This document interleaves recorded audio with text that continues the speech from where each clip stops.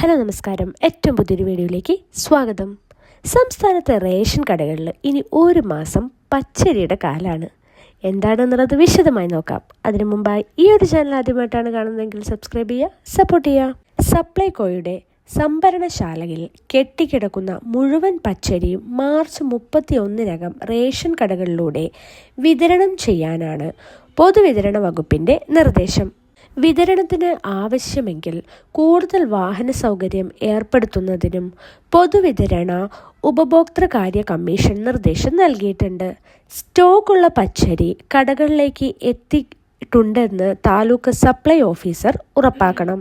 NFSA സംഭരണശാല മാനേജർമാരും ഇതിനാവശ്യമായ നടപടി സ്വീകരിക്കണമെന്നാണ് നിർദ്ദേശം. സപ്ലൈകോയുടെ 56 സംഭരണശാലകളിലും അധിക പച്ചരി സ്റ്റോക്കുള്ളതാണ് എന്നാണ് സൂചന. ഈ ഒരു നിർദ്ദേശം ഗുണഭോക്താക്കളെയും കട ഉടമകളെയും ആശങ്കയിലാക്കിയിരിക്കുകയാണ്. സംസ്ഥാനത്തെ കാർഡ് ഉടമകളിൽ 1.53 കോടി പേരാണ് മുൻഗണനാ വിഭാഗത്തിലുള്ളത്.